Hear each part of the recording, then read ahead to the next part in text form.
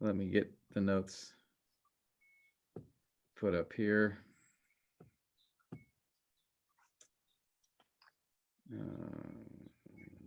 Here we go. All right.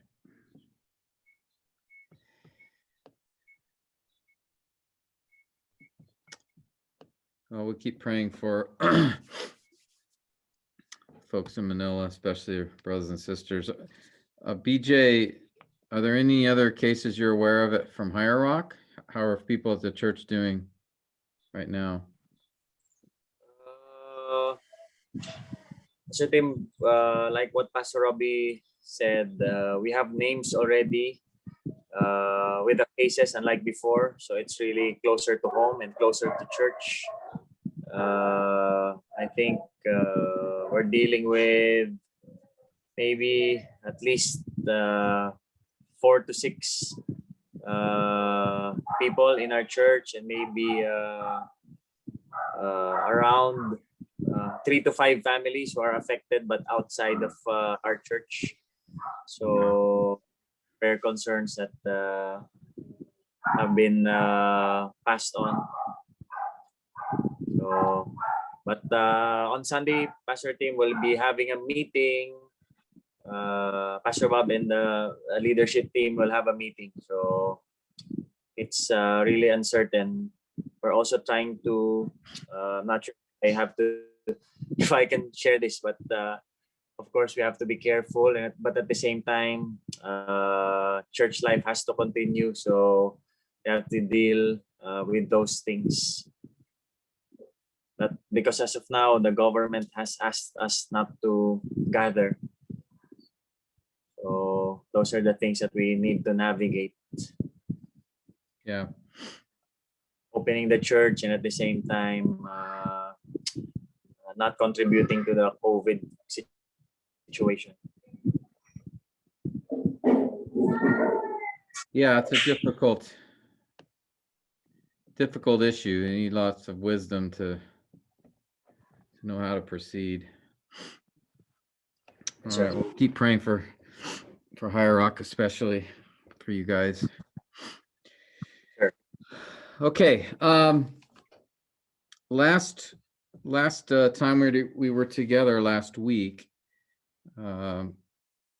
we looked at the fourth kind of connector word in detail, the participles. Again, we've already discussed the conjunctions, prepositions, relative pronouns, and then the fourth kind of word, which functions as a connector between, it connects phrases to other words in the sentence, is participle.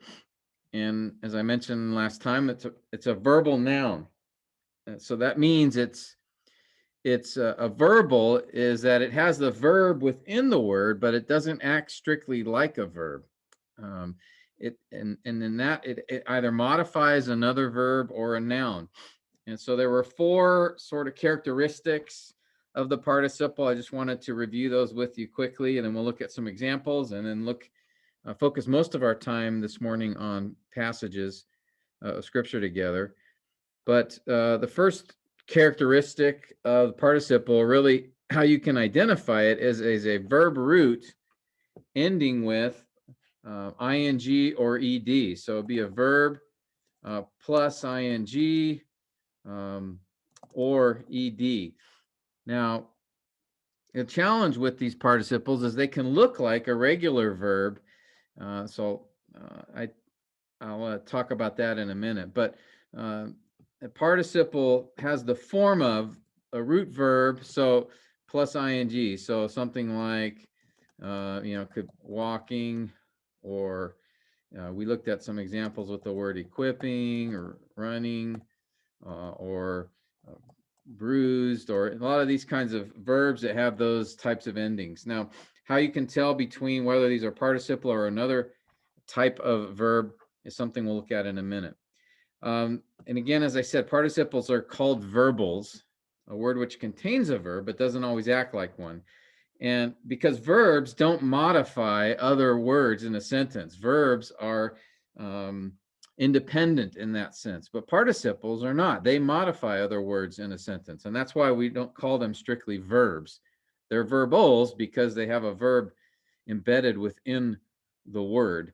And again, Greek has participles as well. This is not just an English part of speech. We see it in Greek as well. The third characteristic is participles can function as an adjective or an adverb. And again, that's why we know they don't act like regular verbs, because they modify other words in a sentence. They can act like an adjective, modifying a noun, or they can act like an adverb, modifying another verb. And then the fourth and final characteristic is to remember participles will always modify another word in the sentence and will never stand alone. All right. They do not have a subject.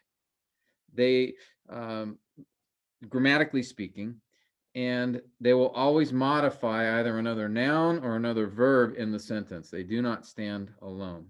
Okay. Now, here's just a few examples to sort of remind us of what these things look like, and then we'll jump right into a passage together. So I'm going to start with you, Jason, and just want you to identify the participle in the sentence, and then see if you can tell us which word it's modifying and how it's modifying. Okay. Okay. The boy was late playing video games with his friends. So the participle is playing. Okay, so good. it modifies the word late. Okay. And how does it modify? It functions as an adjective because it modifies that predicate late. okay, so you would have it like this. But it is it modifies the verb was late. Yeah. Was. It modifies the verb, and in what way does it modify it? What question does it answer? How it modifies why the boy was late. Yes. The reason. The reason. Good. So it functions as an adverb. Good. Yeah, it's an adverb. All right, very good. Okay, let's have Pastor Entz. I'm going to give you the next sentence here. Yes, sir. We being dead in sin cannot save ourselves. Being. Okay. Yeah. Being dead. It modifies the noun. Okay. So you'd put it here. Is that right? Modifying we. Okay. We. And how do we know that? It's a state of or condition of being dead. Characterizes the we. Yeah, it's describing the pronoun we, right? Yeah. So I would just put it that way. We, a description or describing we. Telling us something about the pronoun. Okay? Yeah. Now, it's not the main action. Notice, save is the main verb. All right? But, so this is a modifying statement. It's modifying we. All right? And so, now there's another option here. What's another possibility? Another word it could be modifying.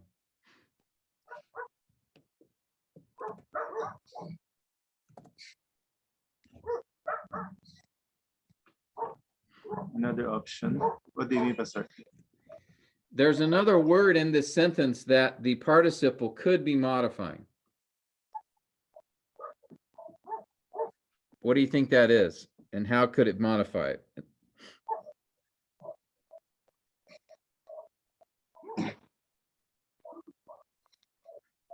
Is it the word dead? No, I'm talking about the participle. Dead is part of the phrase. Okay. Okay. Cannot say. Let me rearrange the words here, and that might.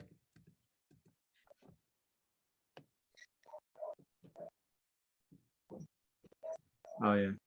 How Cannot might save this herself. change? Yeah. Can.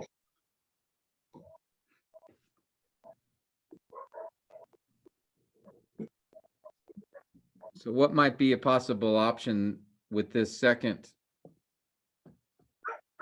example? Cannot save Yeah, because we're dead. Being dead. yeah, exactly. Again, it could answering the question why. Why can we not save ourselves? Because we're dead in sin. Okay? Yeah. So we'd have to have more context around it. But one reason that this option is probably the correct one is the word order. Remember, in English, word order is significant.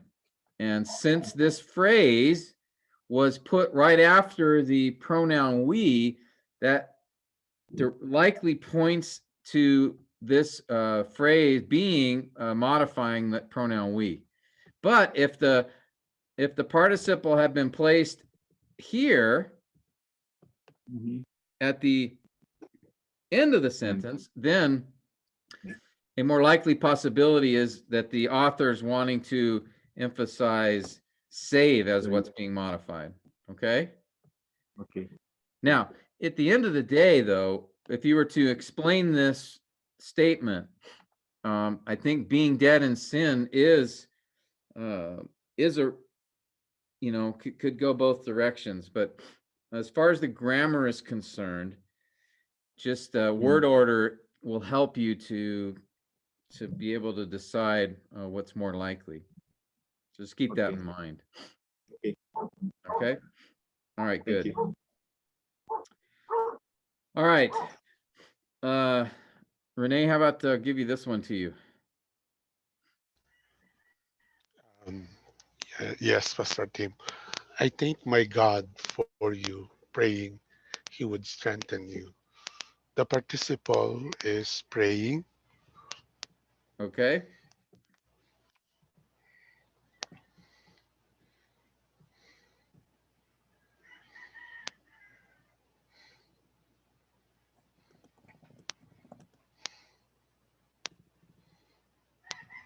What's it modifying? I think uh, it's it's not modifying. Uh, it don't have a subject.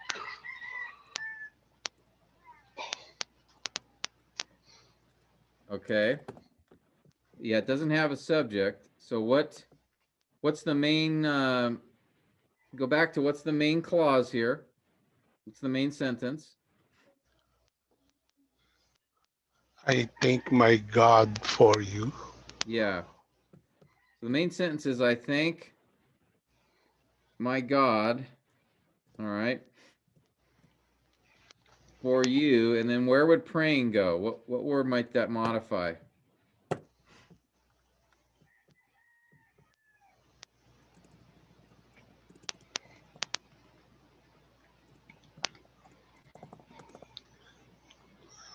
What do you think?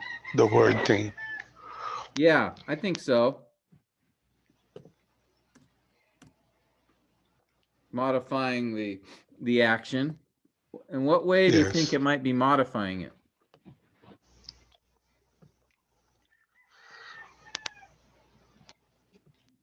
It is an Adverb. Okay. What question do you think it's will be answering? How? It's Maybe asking. how? Okay, Yeah. how I thank my God? By praying.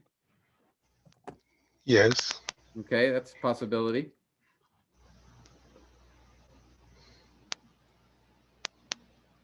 Any other thoughts, or anyone else have an idea there?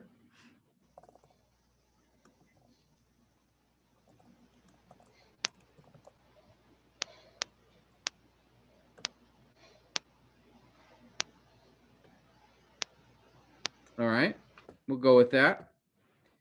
All right, I think I just have one more to get us warmed up here. Robbie, I'll have this one. Give this one to you.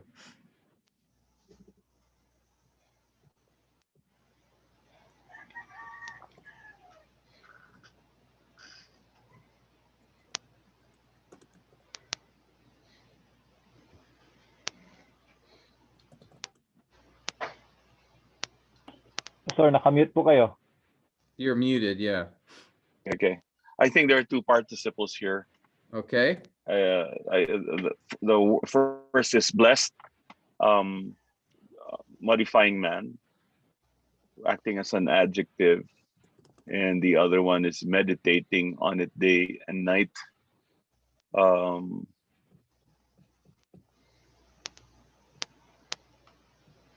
okay.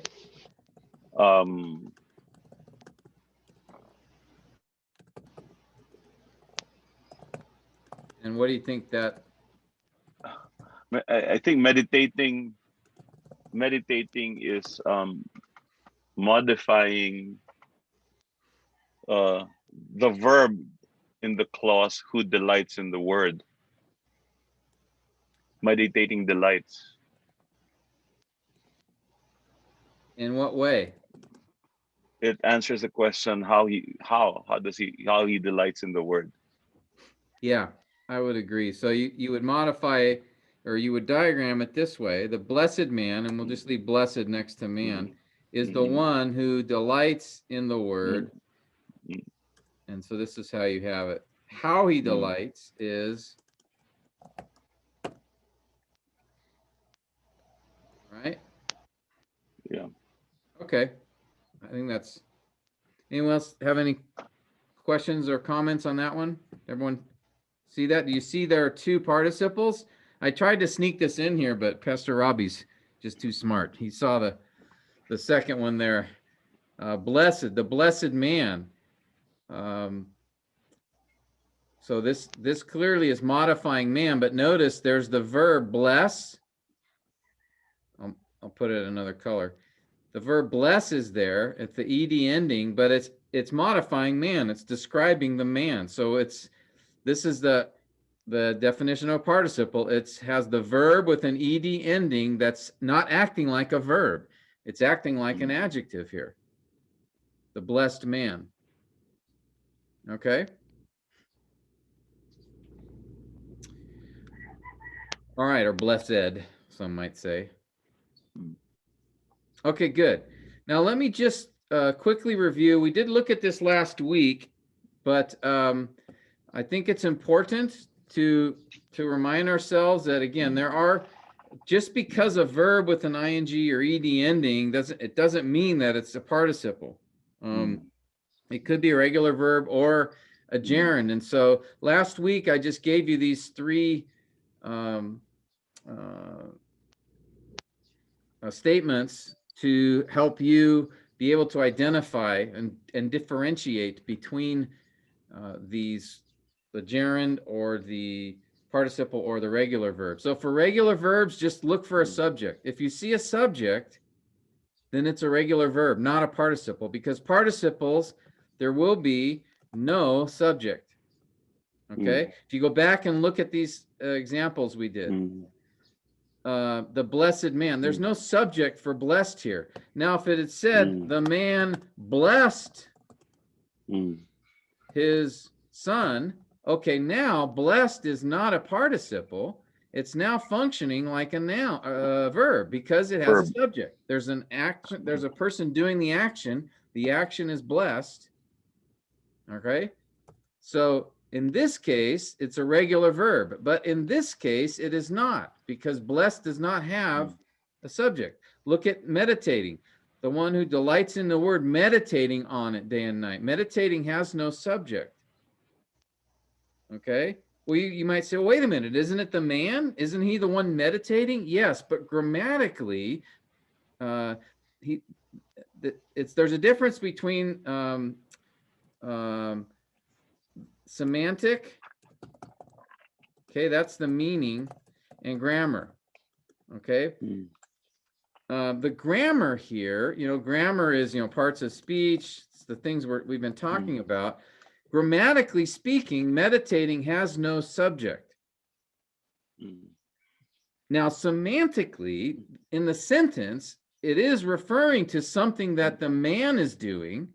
Okay, so in that sense, he is the subject, the one doing the meditating, but grammatically, it doesn't say the blessed man meditates. Okay, now in this case, the verb meditates does have a subject, man, but that's not what this sentence is doing.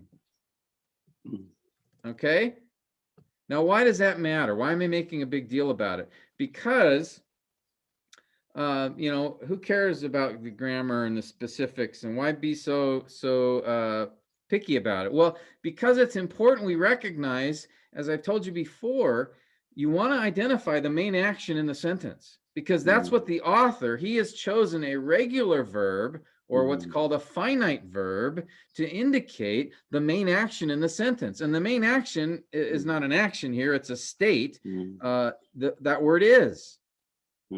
Okay, that word is the main the emphasis, the priority that the author is giving in this sentence. The blessed man is what kind of man? He's the one who delights in the word, and how he delights is meditating on it day and night. Now, if the author wanted to emphasize meditating, he would have said the blessed man. Well, here I've got the sentence right there. The blessed man meditates on the word day and night. Okay, now I'm giving it more emphasis to the meditating part. Do you see the difference? So here, the focus is on the blessed man is one who delights in the word, meditating on it day and night. The second sentence, the blessed man meditates on the word day and night. So now I'm focusing more attention on meditate, because I've made that a main verb, a finite verb, not a participle. Again, participles modify. It's just like when we talked about subordinating conjunctions, and how a subordinating conjunction subordinates a clause underneath a particular word. It's modifying something else in the sentence. And it's the same with these participles. They are described, there's a participial phrase that is describing how one delights in the word, but it's subordinate. It modifies. All right, this is a critical issue when you're exegeting a passage, because you want to be able to identify how the author prioritizes the thoughts he is expressing in his passage. And so there's going to be lots of verbs and verbals and phrases and clauses flying around in these sentences. You need to be able to sort through all of that to identify, okay, what's the main thought here? And how do these, what are the supporting thoughts, so to speak? Okay. And grammar is one tool that allows us to do that. Grammar is what helps guide us in that process. All right. And so the block diagram is really, a visual representation of the author's priority, so to speak, in the sentence. And we're going to see that in a minute as we look at a few passages. Okay.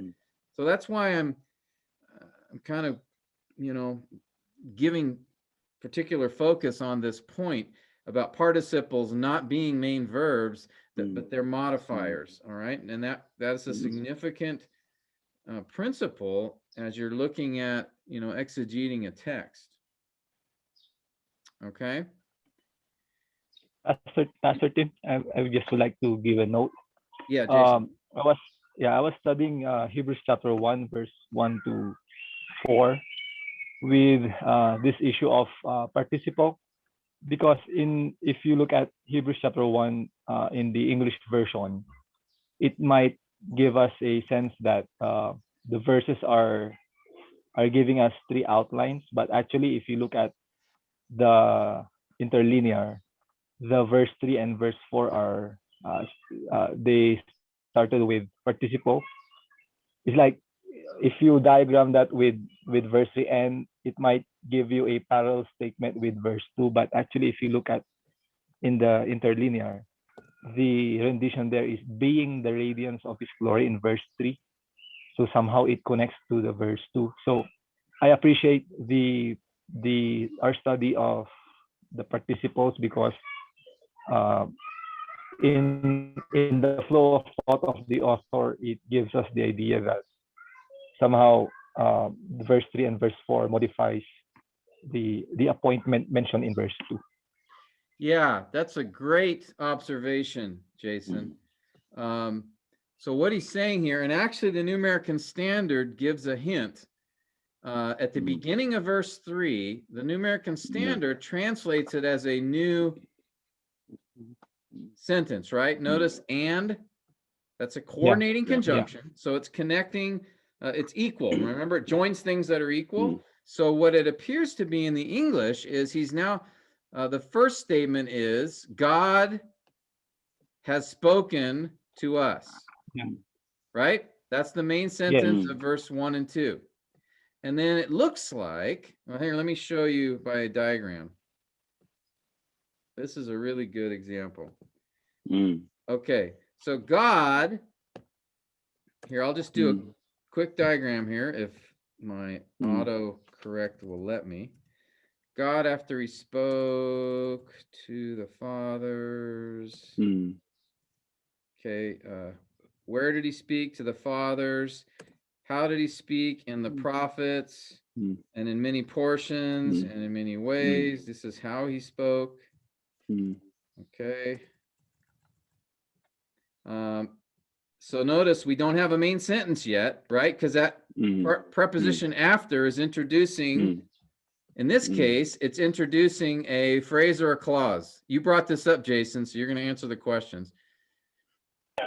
Oh no, I might revert to I think it modifies how God in the previous, of course, covenant spoke to us. But the main sentence is God has spoken to us. That is so one connecting to verse 2. Yep. So I'm going to put that here, and I'm going to draw.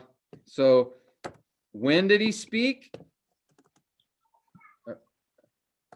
Kind of redundant, but when he spoke to us, after he spoke long ago, he spoke sort of where to the fathers, how, and okay, so this is answering the question, so to speak, where. This is answering the question how,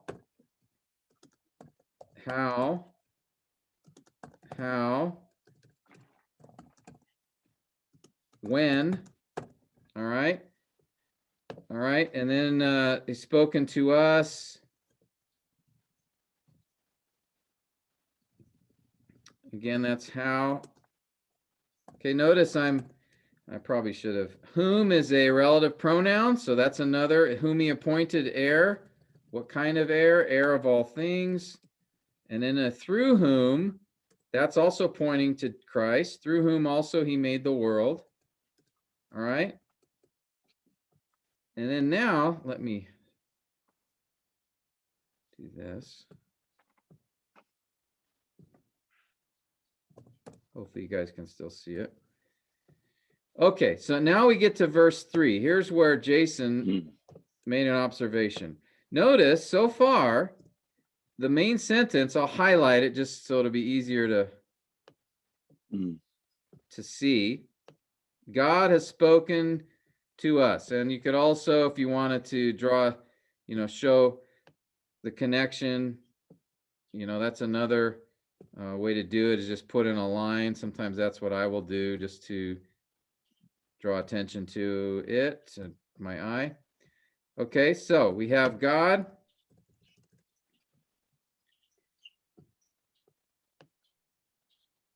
Has spoken to us, and then there's some modifiers here: when, how, etc., etc., and then modifiers of Christ. And then notice there's this second, it looks like a second main sentence, right? Because you have the conjunction and he is the radiance of his glory. And there's another object, the exact representation of his nature. And then notice, here's a third. And we would have, he has the same, he's borrowing the same subject. I'm just going to repeat it here. You guys follow me? He upholds all things. How does he uphold? By the word of his power. And then there's a fourth statement. He sat down at the right hand of the... All right, let me just do the whole...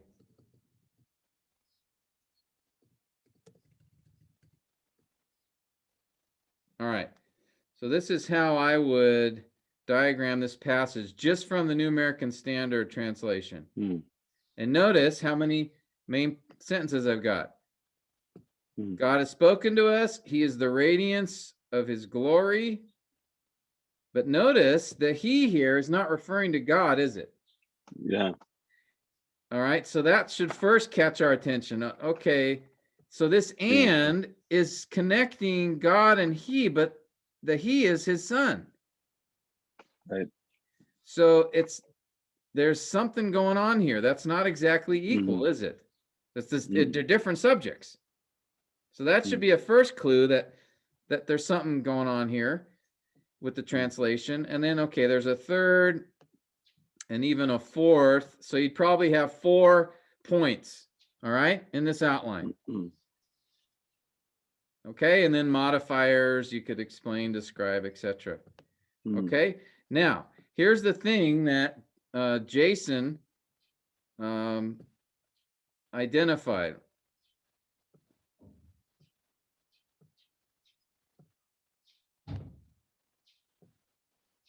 I'm just cleaning this up a little bit. All right, let's go back to, and here, we'll just go to the interlinear. Well, first, let's go back to the New American Standard, all right? Before we start getting mad at the New American Standard or be judgmental, remember, God says, be careful how you judge. So we want to be careful. But let's go back and notice, always first pay attention to footnotes. All right, so here we have, okay, that's an alternative translation. At the end of these days, okay, that doesn't change much. In son, instead of in his son, is a more literal translation. Literally the ages, he made the ages. Okay, great. Now notice the beginning of, you guys see this? Yeah. So the New American Standard is telling us, actually, literally, this is not and, it is who being the radiance of his glory. All right, and I could confirm that over here. There's the relative pronoun, who, and here is the participle, own. It's the verb be in the form of a participle. So literally, it is who being. Now, what if, of course, we wouldn't know that necessarily unless you study Greek. So we go to our good friend, the interlinear that Jason mentioned, and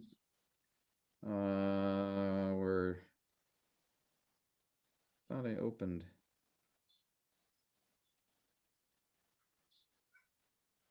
Is this it? No, that's not it. What happened to my...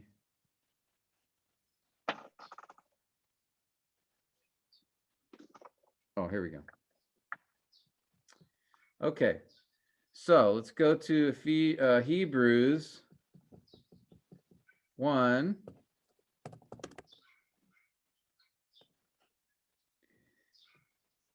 And then we want to go to verse 3. There we go. Notice Hos or who, and it's relative pronoun. All right. And then here you go. Being, present participle. Now, how does this affect? Okay, so we know it's not, and he is the radiance, because notice here's the noun radiance.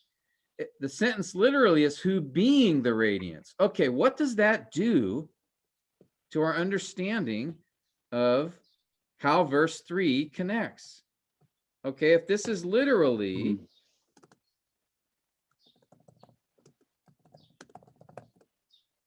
how does that affect my diagram, guys? What changes here now? You'll have to move it all the way to the right. Yes, it's literally, notice the who, that relative pronoun tells me what? What is it going to be modifying? A noun or a Noun. verb? What's that? Noun. Yeah. And Jason, what noun is it modifying? The sun. Yes. And now this makes sense, right? The he, we knew theologically, is referring to the Son in this sentence. It isn't God as the radiance of God's glory. So we now see, oh, well, the literal translation would be this. So this is what I would do with it. I would leave the, since I'm diagramming the New American Standard, I would leave the words in there, but I do this. Okay. And I would put who being, because that is the literal translation. I would put it in brackets just for me. When I do that, it's just a reminder for me. That's the way that I tell myself, okay, I'm the one adding these words in. It's not in the New American Standard Translation, but, and I might do that. Okay. And then I'm going to move it where it's supposed to go, underneath sun. Okay. And then everything else, the radiance and the exact representation of his nature. And now I need to go back and see, what about the rest of this? Is this, what kind of sentence is this? Let me go back to the interlinear. Well, first, before I do that, do you guys understand what I just did? Does anyone have any questions? All we've done is just, okay, we did the initial diagram. That's what you should do. Just diagram the passage. You know, that'll get you warmed up, get you thinking about it. And then go back and, you know, I would look at a few translations, you know, look at the ESV and maybe the New King James or something, just to see, because there may be some differences there. But then ultimately, I'm going to look at the interlinear. And I noticed in the interlinear, or actually Jason did, that literally it's who being the radiance. It's not, and he is the radiance. Now, the New American Standard guys just, I'm sure, did that to try to smooth out the translation instead of making this one big long sentence, trying to make it more readable. But in doing that, they really took away a little bit from what the author is focusing attention on us. What is the focus of, what's the main sentence here? God has spoken to us. All right. That's how the author of Hebrews begins his book, his sermon, really. This is a transcribed sermon. All right. And so the main idea he's starting with is God has spoken to us. Now, obviously, how he has spoken and in Son, I mean, that's important. Of course, it's important theologically.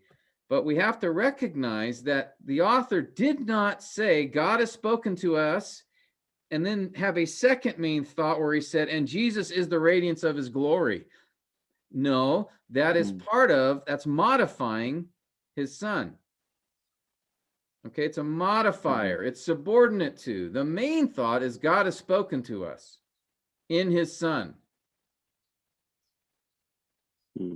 Okay? And even this I'll line up so it's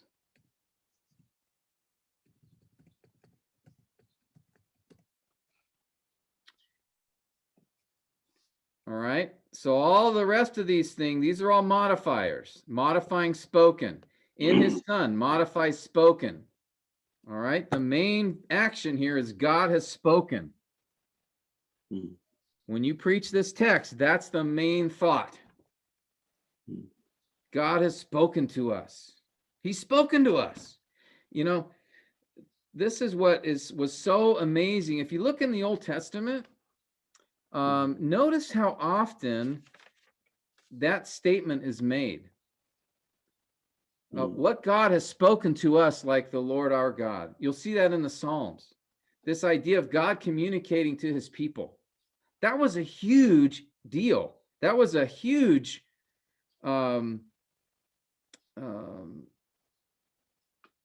circumstance or situation, particularly in the Old Testament, because gods in the Old Testament didn't talk to their subjects. They didn't communicate with their subjects. They were these distant gods to be afraid of, to try to appease, even through sacrificing your own children. But see, the true God is different. He would speak to his people. In fact, at Mount Sinai, do you remember that situation? God actually spoke verbally out loud to the entire nation of Israel on Mount Sinai. Now, the people got afraid. Remember, and they said after that, Moses, you go up and talk to God and tell us what he said, because he scares us. Because remember, the mountain was shaking and fire's coming out and smoke. But God humbles himself to speak to his people. And I think here, the author is drawing attention. He's spoken to us. I mean, that was an incredible event when he spoke at Mount Sinai, and God spoke to his people through the prophets over and over. But here's the final word. God spoke to us through his own son. And I think the author of Hebrews is magnifying, praising, really, in a sense, God in doing that he has continued to communicate. In fact, how does the Gospel of John describe Jesus? In the beginning was the Word. Notice he didn't say Son. Even though his gospel, the purpose of John's gospel was to show people he is the Son of God. But isn't it interesting that he begins his gospel with the statement, in the beginning was the Word? You would think he would have said, in the beginning was the Son, if that was his focus in the gospel. But he chose to emphasize how Jesus is God's ultimate communication with us, to us. And I think the author of Hebrews is drawing upon that amazing reality as well. Okay, now, what makes me go into this little mini sermon? Because the focus here, the main sentence is God has spoken to us. I'm not forcing this into the text. That's what's there. That's what the author is prioritizing through grammar. I mean, the grammar is what's pointing us to this.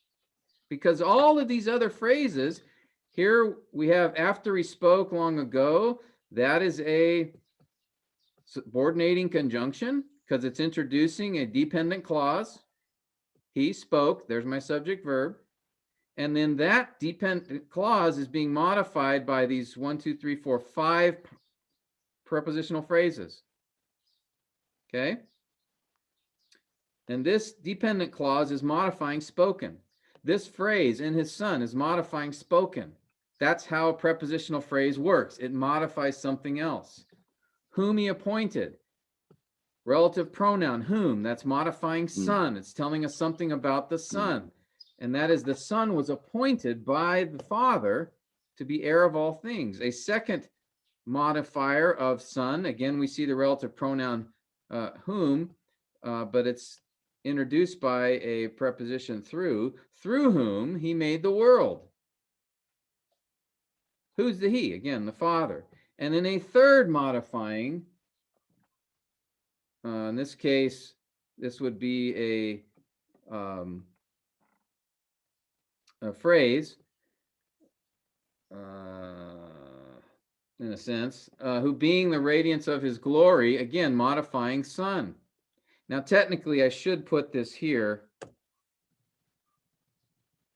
Who, being the radiance of his glory, is modifying who, right? It's describing him in this case. So technically, this is how it should be diagrammed. But notice, by understanding how participles works and how relative pronouns work and subordinating conjunctions, these are all modifiers, meaning they're not the main thought, they support another word in the sentence.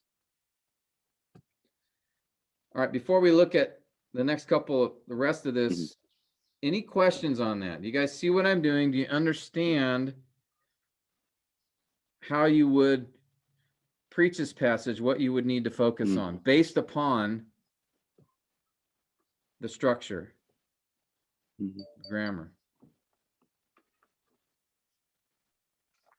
Everyone's Is good? it safe? Yeah, Tim.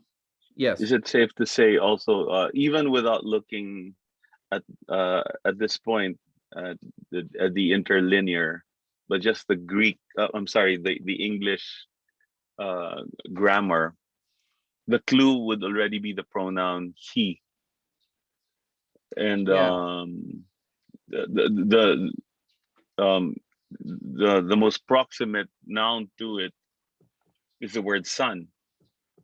So is it safe to say that just in that in itself is already a clue that something's going on there? Yes. Yeah. You should already have been thinking about, okay, if like we had before, you know, if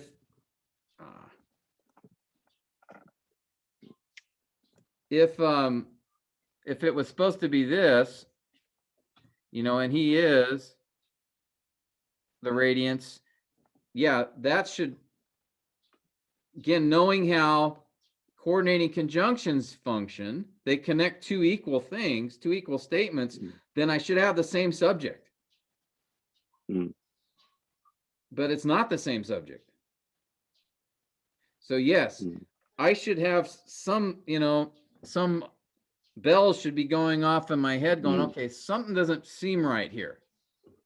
Because I know, just understanding the context of the passage, the focus here is, you know, it's talking about the Son. So I know the Son is the radiance of God's glory. So he has to be referring to Son, but yet it's connected by this coordinating conjunction. And I know that that means it should be connecting two equal statements. So, or two statements that are equal grammatically. So something doesn't seem right here. You could look at, I don't know what the ESV did with this. Yeah, ESV made it a separate sentence. He is the radiance of his glory. I could show you that. Right? He is the radiance. So it made it a separate statement. NIV, what did NIV do? The Son is the radiance of God's glory. So it did at least identify the pronoun. Instead of saying he, it was more explicit. But again, in the Greek, the Son is not there. We don't see the word huios. We see the word hos, which is pronoun, who. All right, how about the New King James? Ah, yes, we have a winner. Woohoo! Look at that. New King James comes through in the clutch, just like UCLA last night, man. Pulled it out in the end. New King James. All right, so notice they did a literal translation. who being the brightness of his glory. So that's what I do. You know, if you do a quick scan of the passage in other translations, that should give you a clue. And then, of course, looking at the interlinear will confirm what's going on.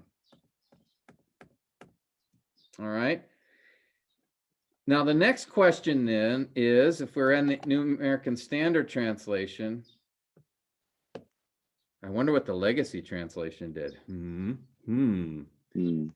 We'll see if the Masters guys got it right or not. I don't know. I don't have one with me, but okay. So the next question we're going to have is, okay, so we saw that he is the radiance. It's literally who being the radiance. What about this word upholds? Because that's a finite verb, right? Subject he upholds all things. Is that also a participle or not? All right. And again, the New American Standard, to its credit, notice it tells us literally it's upholding. All right. Which we can, if we want to go over to our interlinear again and go to, it's right here. You see upholding? See that?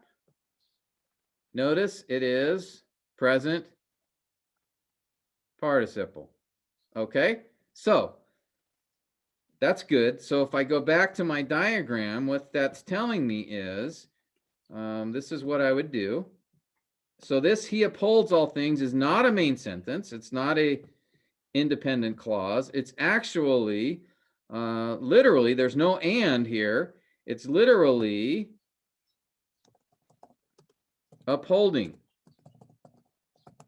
a participle. All right, so I would change it to this. There's no and.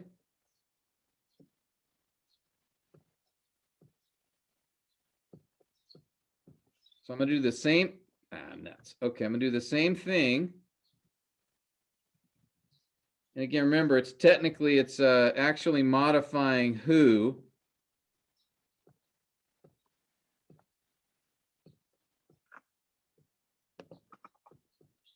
Here, all right? So we have being the radiance of his glory and upholding all things. And then I would put by, how is he upholding? By the word of his power. Okay? And then I would put this, I would cross out, but leave it in the text. I'm retaining my translation, my New American Standard Translation, but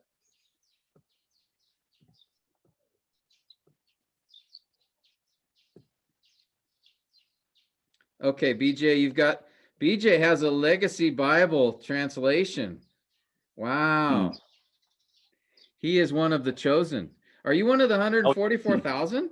You have a Legacy Just free download free. Oh, is it online already? Yes, sir. It's an app. Yeah. Oh, wow. It's with Accordance Bible. It's with the Accordance Bible software. Oh, with Apple? Okay. Okay, but it says, who is the radiance of his glory? Okay, so it's closer. At least it has the pronoun who there. They softened they smoothed the translation a little bit by saying who is the radiance, but at least they show us that it is a modifying clause. It's not an independent clause. Okay, so we'll give Legacy Bible gets a half point, but we give the New King James gets the full point on that one. All right. So our next question would be in this passage, what about he sat down at the right hand? Is that an independent clause or is it a modifier? All right, because again, the subject is he, so it's referring still to Christ. So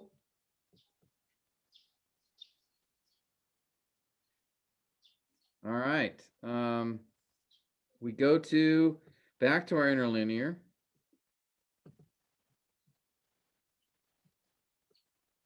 See what we have here. Okay, so upholding all things by the word of his power through himself. the purification of sins having made. Sat down. He sat down at the right hand of God. Okay, so here, this is a regular verb, indicative mood, active. So it appears that the translation here, it looks like it's making it as an independent clause. So if we go to, one thing I like to do is see what the other translations do with that. Let's go to Logos here. So New American Standard has, he sat down at the right hand of the Majesty. What did the ESV do with this? After making purifications for sins, he sat down. NIV. After he provided purifications for sins, he sat down. New King James. When he had by himself purged our sins, sat down. So notice also, what does the King James do here? Treats it that's still part of the first sentence. Yeah. So they recognize that the rest of verse 3, sorry, is they see it as part of these modifying clauses here. Who, being the brightness of his glory, who, upholding all things by the word of his power, who, when he had purged himself, sat down. You see that? Jason, did you pick that up? Yes, Pastor. Actually, I treated that way. Of course you did. You are a TEA graduate, so you know exactly what to do with this passage. You graduated with honors, in fact, right? Oh no. Now we know what he's going to be preaching. Actually, Pastor, I started it already with for 2 Sundays. So our inclination, when we look at the diagram here, we should be thinking, now this still doesn't, this he sat down doesn't seem like it's an independent clause. It seems like it's under all this stuff that's said about Jesus, right? But we can't just go with our gut. We have to follow, there must be a grammatical justification for that, right? If that is what's happening, then the grammar will support it. All right. And so as we look at this, we realize, notice who is a key word here. Let me just highlight it in another color. Okay. Being the radiance modifies who? Okay. Who modifies sun, right? You're with me? All right. Who modifies sun? Being the radiance modifies who. It's a participle acting like an adjective. It's describing who. I'll even put that here just to give clarification. Okay, and then a second description. Of course, I'm running out of real estate here. All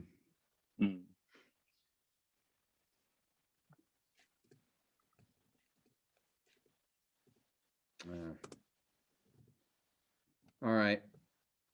But this is the first, I'll do it this way. This is the first modifier of who, and then this is the second one. Okay. Now we have this, notice so far, there's no finite verb connected to who. And remember, what did I tell you guys about relative pronouns? What do they introduce? Who can tell me? A dependent clause. They introduce a dependent clause. Now, who would be the subject of that? The relative pronoun is the subject of the dependent clause, but I'm still missing a verb connected to who? Right? Being the radiance is not the verb for who. Remember, participles have no subject. Okay, the participle's modifying the subject. And the same thing here, upholding, participle, modifying the subject in this case. Mhm. So I'm still don't have my finite verb that's connected to who. All right. And when he had made purifications, that's not it, because when is telling me when's introducing a dependent clause, Mhm. which has to be connected to some other verb. So when is Mhm. right now, I'm not sure what to do with it. Okay, now he sat down at the right hand. Well, that they put a pronoun here that sounds like the subject of a new clause. But wait a minute, who is still left? He's going, hey, what about me? Where's my verb? I'm alone out here, right? You should be thinking that. You should have empathy for this poor little pronoun who. He doesn't have his verb yet. So I got to go back and say, okay, well, let me look at the interlinear one more time and see what's going on here, if I can figure this out. So we have,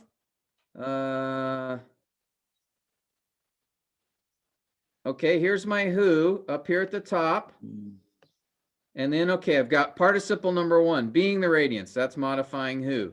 The radiance of his glory and the exact representation or exact expression, the substance of him. Okay, upholding. That's my second participle, still modifying who? Upholding then all things by the word of the power through him. And then I have the purification of sins, having made, sat down. There's my verb. And it can't be a separate sentence because I know I've got this relative pronoun waiting for the verb to complete the thought, because relative pronouns introduce dependent clauses. A dependent clause has a subject and a verb. The verb. I found my verb. Mm. Now, upholding is a verbal Mm. participle, not a verb. Being is a verbal. All right, and those are the two. Those are the only two. That's being is a verbal, upholding is a verbal. There's no finite verb yet until I get to having made, another verbal. It's participle. Until I get to sat down. So here is what my diagram looks like, or what Jason's diagram looks like, because he's all right. I'm going to have to do this, guys. I'm sorry. Hopefully you can still see it. Oh, nuts.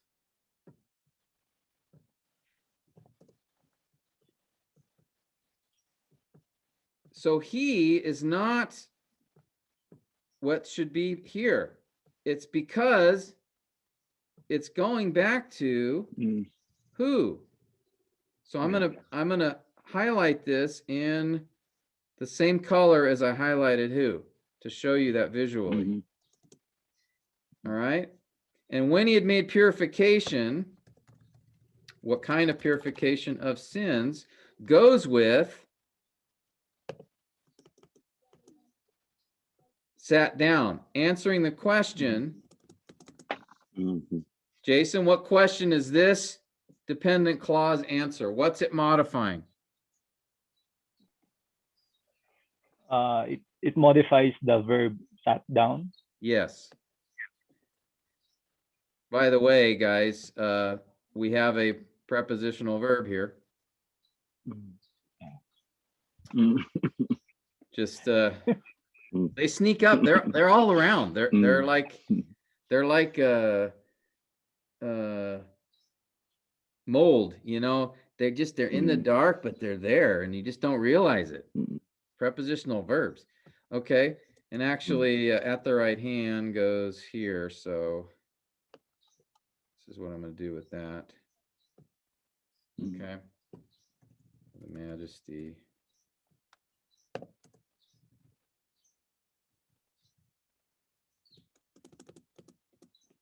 Okay. So I still only have one independent clause, don't I? Mhm. Mhm. Let's go ahead and put this in just to sort of guide our eye a little bit.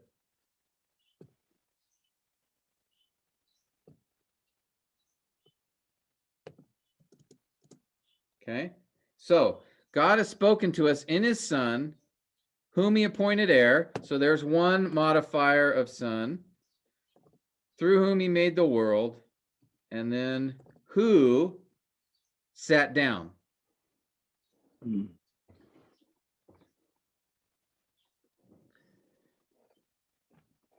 Okay, maybe I'll do this with these guys here. Mhm. And then we have these two participles that are modifying Mhm. um, Mhm. the subject who there. Okay.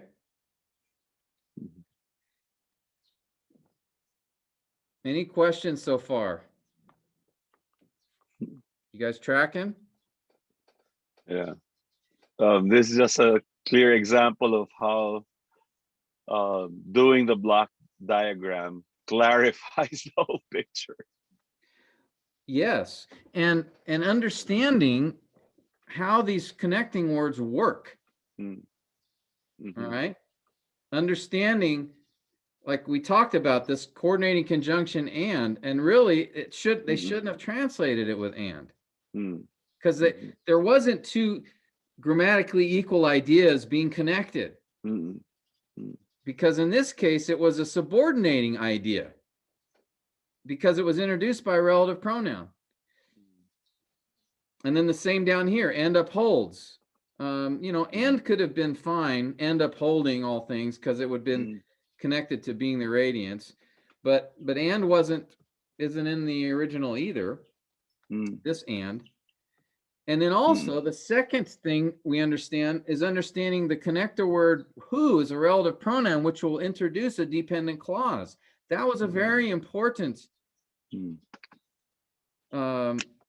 understanding, because then I have to look for, well, where's my verb then? And that's what helped me to see he sat down is not a new independent clause with the pronoun he. It's actually, there's no pronoun there. It's the verb is connected to who. Mm. Because, as I said, relative pronouns introduce dependent clauses. Notice whom up here, relative pronoun introduces a dependent clause. He appointed. Subject verb. Second one, through whom also he made. Subject verb. And in this third case, who is the subject of the dependent clause? Who sat down? Mm. All right, and we can see, yeah, the outline's forming. Right. There's one main idea. So that's going to be your propositional statement. God has spoken to us. That's going to be the focus of my sermon, the propositional statement in my sermon, because that's the propositional statement of the author. And all these other things are modifying. How has God spoken to us? Or, that you'll outline it based on all the modifiers here. But the main thought is God has spoken to us. Now, we still have verse 4. And verse 4, notice, does have a participle there. Okay? Praise God. We don't have to. That one is, and I can go to the interlinear and I can see that it is a prepositional, a participle there. Okay, and so it's going to be modifying what? Jason? You're the expert on this passage, so where did you have verse 4 modifying?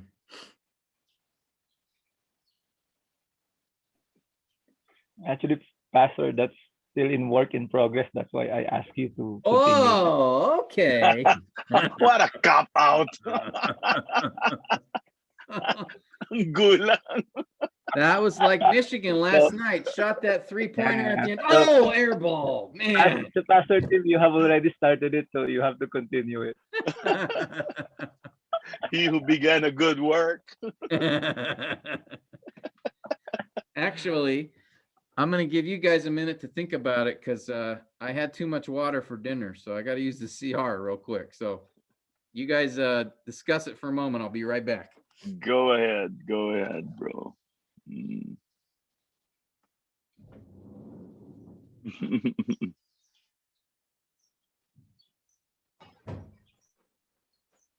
Pastor, yung based sa ano sa experience natin diyan sa pagbabasa niyang ano na yan.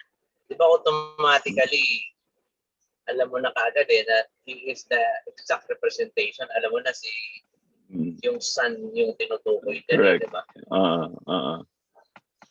Yeah.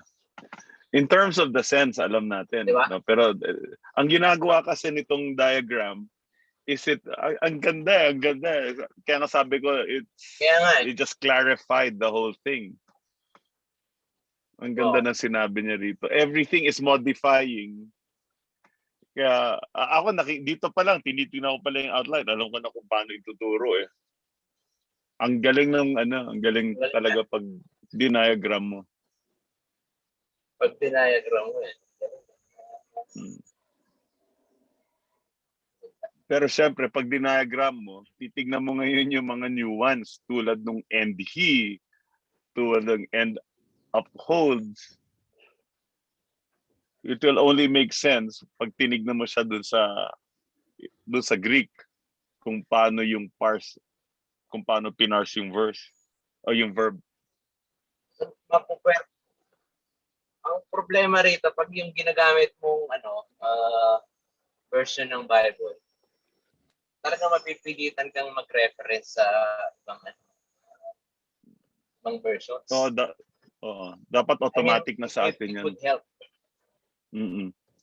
Should be automatic na we look at other versions.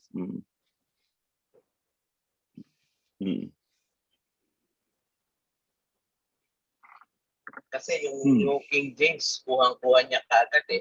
Oo, kuha niya kaagad. Tsaka siya lang. Yeah. All right. Did you guys figure it out? What do I do with having become?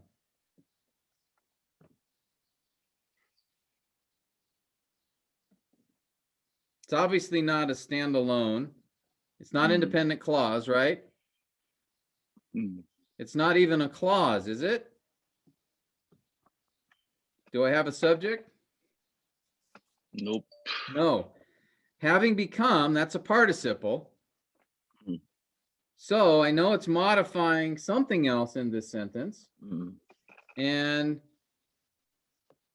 who's it referring to?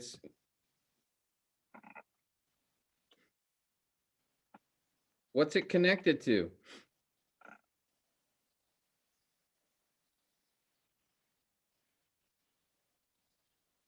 Any ideas?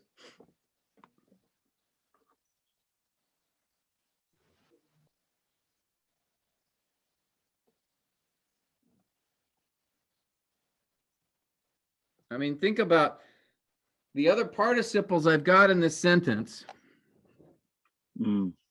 Here's how I would first think about it. I would see, okay, I've got being the radiance, upholding all, and being the radiance, upholding all things. And now I've got a third participle here.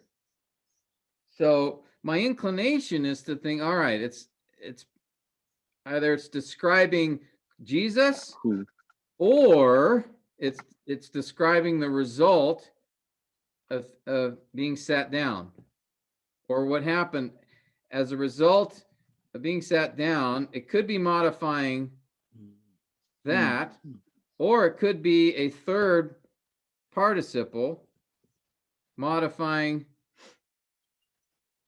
who, right? those would be my two options. And unfortunately, because this is getting wider, I'm going to have to decrease my font again.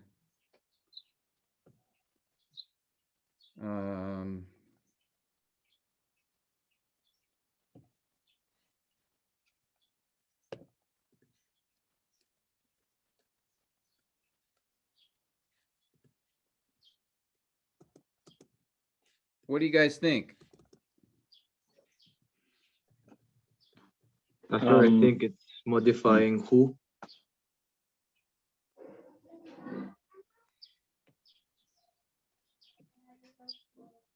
Okay. Modifying sit down. I'm just trying to make this. All right. So we could have, it could be, let's use some arrows here to, it could be going to who, or Sat down. it could be going to sat down. Sat down. Okay. So what I would do is just draw, I put two arrows in here because at this stage, I'm not going to necessarily conclude, but I'm at least identifying my options. All right. And then this one, as he inherited a more excellent name than they. I'm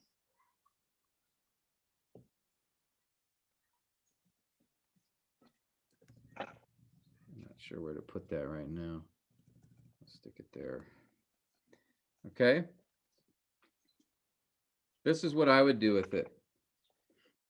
It's either modifying sat down, telling us the result or why he sat down, or it's a third participle modifying who. Okay. We know it refers to Jesus. All right. That we know. But in what way is the author connecting it to Jesus? Is it a description of him, or is it talking about the result or reason that he sat down? And that is what you would have to think about theologically in the context. You know, and try to determine it that way. But the diagram at least gives you some options. If it's, you know, it would be it would seem to be like parallel to these other two participles. That would sort of be a clean, you know, clear structure, but it doesn't mean that it has to go with who. Yeah. It could be referring to the sat down and modifying that in some way. I think because of its proximity to the verb, I would say that it's modifying sat down. Yeah, that could be a, you know, what you'd have to do is just think about, okay, you know, having become. Okay, the one option is modifies who, giving a third description of Christ. And then you could put in, okay, what would be your support for that? You know, parallels the other two participles. Boy.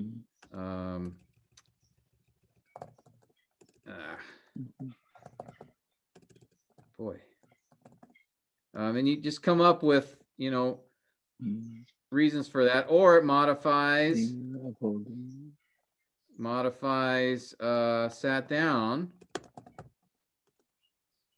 by telling us how or why he sat down, and then your reasons for that. Rule of proximity, meaning that sat down is much closer to this participle. So that's a grammatical reason. You know, and then you'll have some theological reasons. So here you're going to want to think about the grammatical and the theological and the contextual arguments. Okay, because you have to look at, okay, what's written after this in verse 5 and on.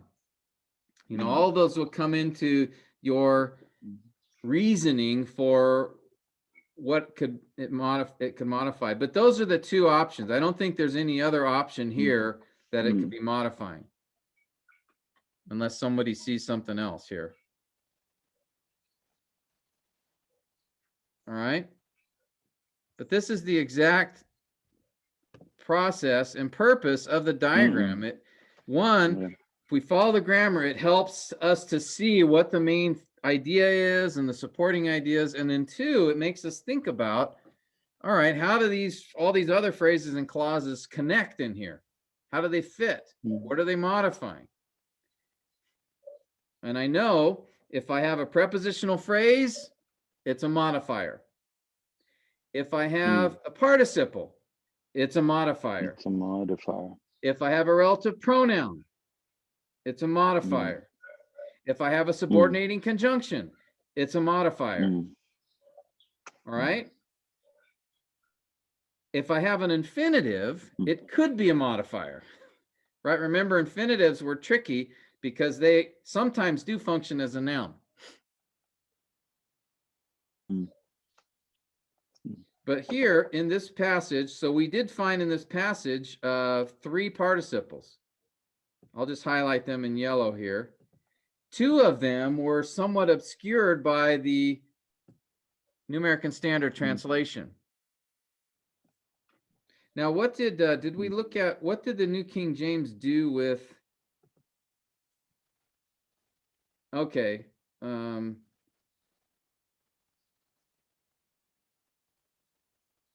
New King James, remember, also helped us a little bit by putting this little comma here after power. Instead of making it a new sentence like the other translations did. I think all the other ones, let's look again. Yeah, after he provided, so there's a period in the NIV. The ESV gives a period, so it starts a new sentence. Of course, the New American Standard starts a new sentence with a period. The Net Bible starts a new, the Net Bible has an and there. But it starts, it has it as an independent clause. What's the Legacy Bible do, BJ?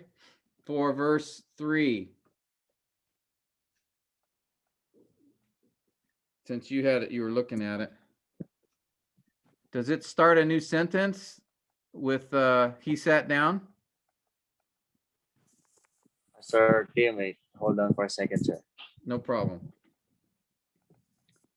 So, while he's looking that up,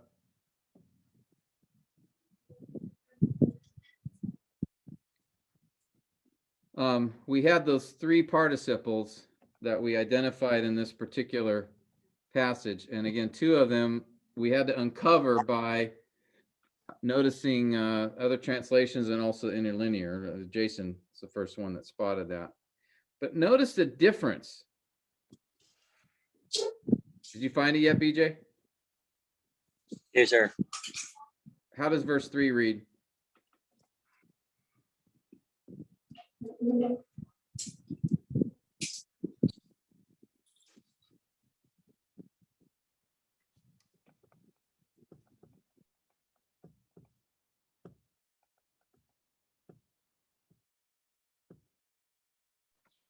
Oh, okay, he typed it in. Who, having accomplished cleansing for sin, sat down. Okay, so they made it pretty clear. Notice are you guys looking on the chat? No. Look on the chat. BJ pasted it in there. There's a radiance of his Here, glory. I'll cut and paste it. I'll put it on the notes here. Oh no, did I? Oh, okay, good. Here, I'll put it.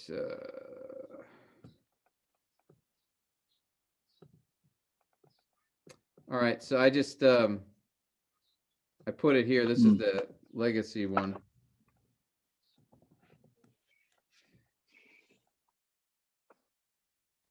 They repeated who. So they have who is the radiance of his glory and the exact representation of his nature and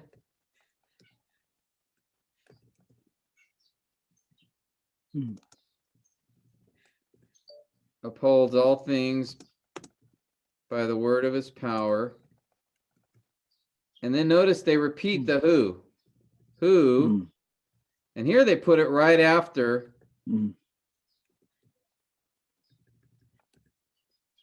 So at least they do identify who sat down as. Okay, I'll just highlight it.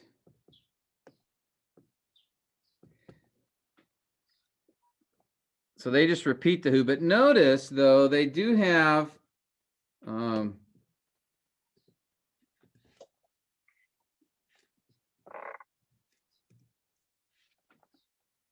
they have upholds as a finite verb, and then is a finite verb. Okay. So again, half point to them, but New King James gets a full point. So here's what we have at the end of the day. Notice where we started. This was the New American Standard diagram. And if I just outlined from the New American Standard, how many points would I have in my sermon outline? 4. 4 main points. Because based on the translation, I have 4 independent clauses in this paragraph. Wow. God spoken, and he is the radiance. Jesus, so you'd say God has spoken to us, and Jesus is the radiance, and Jesus upholds all things, and Jesus sat down at the right hand. But that's not the most accurate reflection of what the original author said. This is God has spoken to us. And then notice, it's all about Jesus here, certainly. It is how he has spoken to us. Up here, he puts these modifiers. So this is something to keep in mind as well, men. Notice he puts these modifiers up top in describing, when he spoke, but those come first. The and his son is then what dominates the rest of this paragraph. But the primary thought of the author is God has spoken to us. So it's not 4 independent statements, one about God speaking to us and then 3 about Jesus. It's 1 independent statement, main idea, which then has all these modifiers. So how I would do this message is I would make this God has spoken to us as sort of as the propositional statement, the main idea of the sermon, and then I would then use this structure to outline the points of my sermon. But with the focus being on God has spoken to us in his son. And what does he say about his son? He says 3 things about his son. He's heir of all things, creator of the world, and then this more detailed description in the 3rd one. But do you see the hierarchy, the order of things here as far as his thoughts?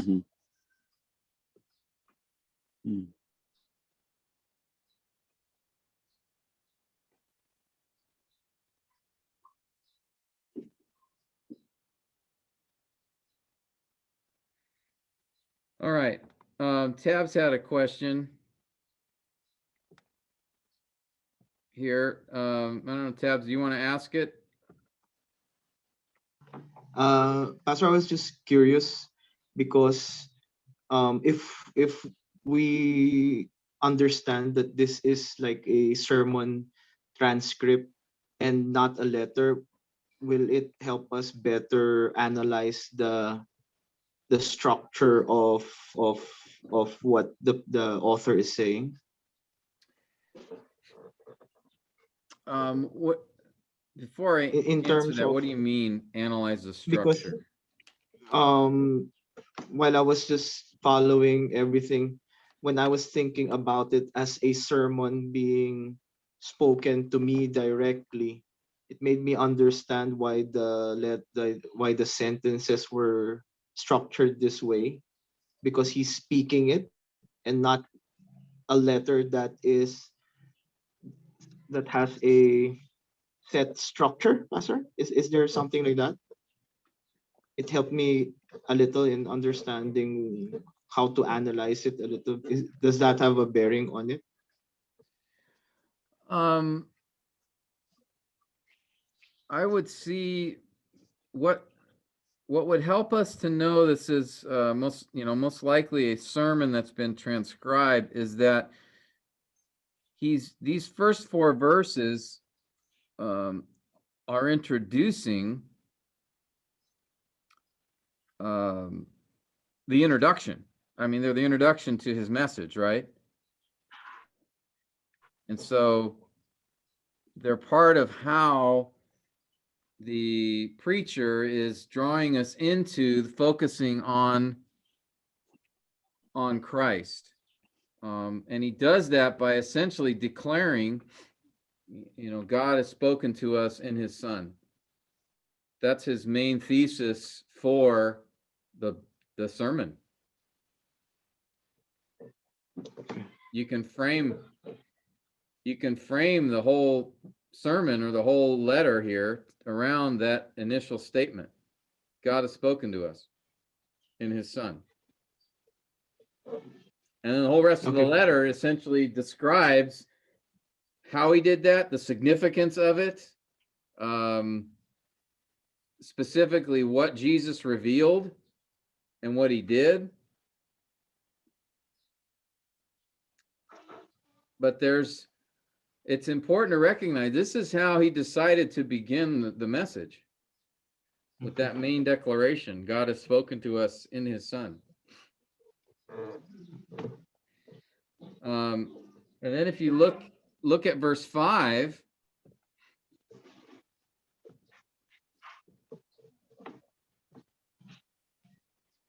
look at verse 5. You see the first word there?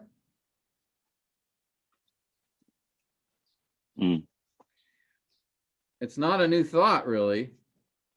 Even though the New American Standard makes it a new paragraph, it's coming off of, it's illustrating verse 4. It's describing when he made the statement, he has inherited a more excellent name. Verse 5 and on is proof of that.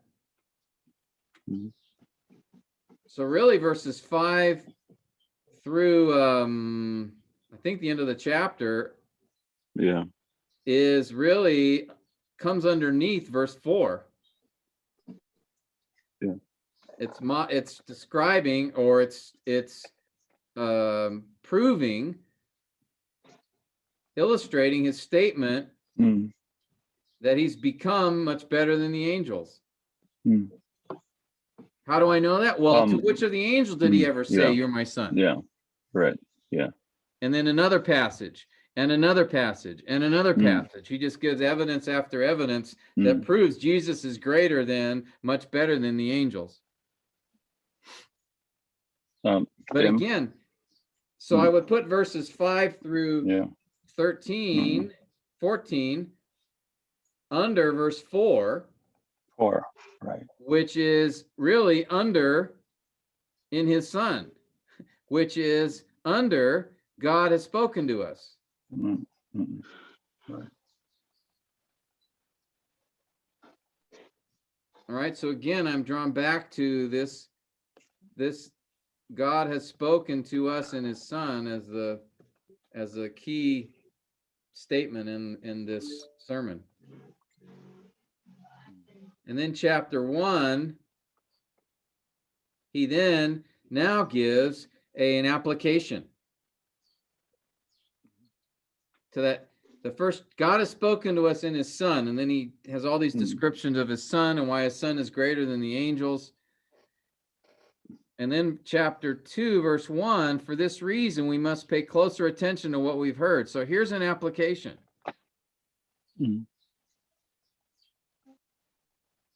Why would you go back? Why would you drift away from this message? God has spoken to us through Jesus. This is it, right?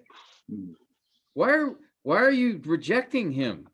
Because this is how God has communicated to us through Jesus. All right. So we have the first sort of exhortation.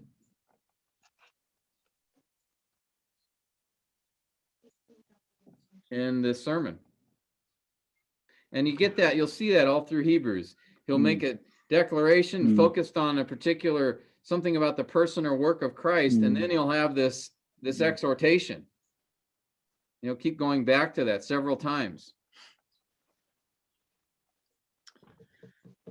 All right, wow. It's already noon. It happened.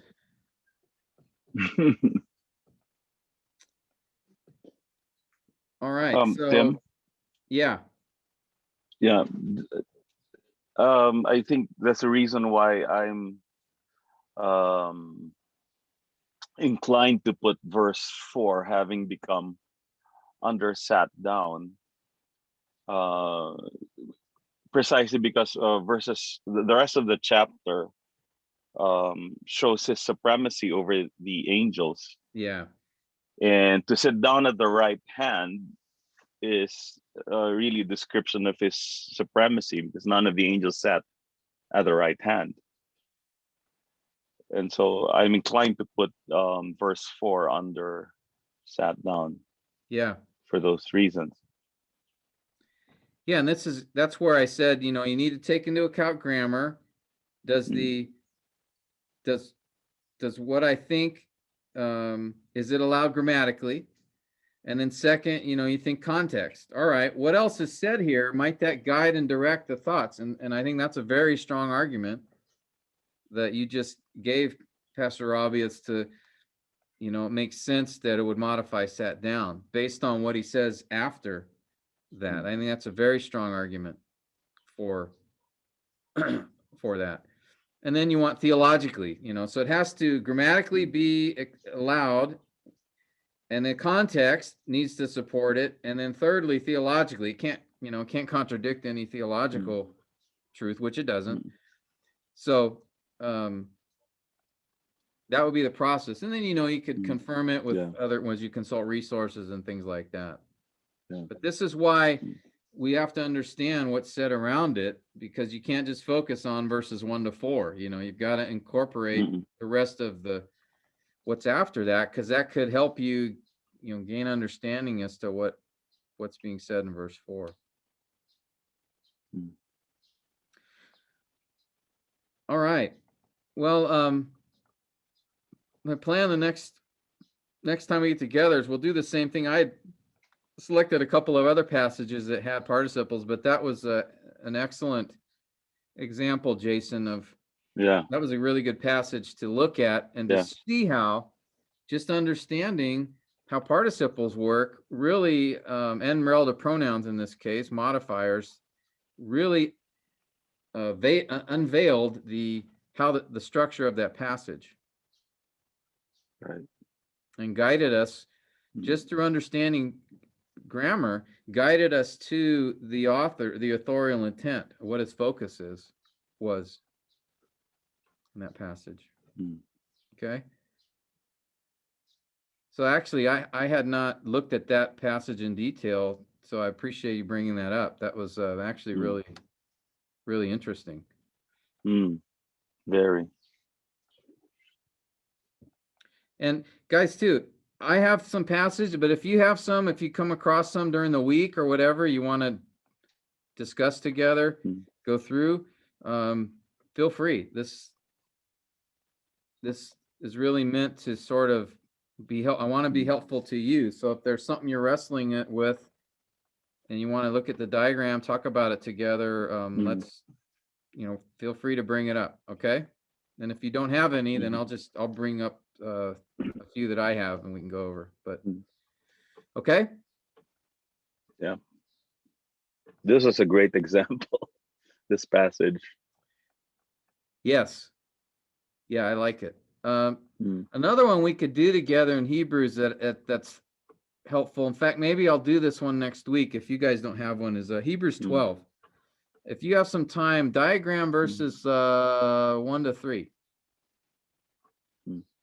We're going to encounter some similar things that we saw in this one, in Hebrews 1. And it can have a significant effect on how you understand that important passage. So read chapter 10 through 12 a couple times, and then try to diagram chapter 12 verses 1 to 3. If you could take 30 minutes or so this week, it will help when we talk about it next week. I think it'll help guide our discussion a little bit, or help you, I think, get more out of the discussion. I mean, any other questions or comments before? I don't know if I answered your question or not, Tabs, but about knowing that it's a sermon, I think would just help us understanding what the preacher's doing. But as far as the grammar and the structure, I think it's just still, whether it was preached or written, we would pretty much follow the same procedure. Okay. I understand. But Yeah, that's what I was asking, Pastor. But knowing that it is a sermon, I mean, it can't, like I showed you in the passage, you've got this main statement at the beginning, and then in chapter 2, verse 1, there's an exhortation already based upon what he just said. So knowing that it's a sermon, I think you can see those parts where he injects an application or an exhortation. Okay, Pastor. So just keep an eye out for those things. Okay, Pastor. As you go through it. Okay. All right. Comments or questions, guys? I think everybody is hungry. All right. Harris, maybe you could close us in prayer then. Lord, we would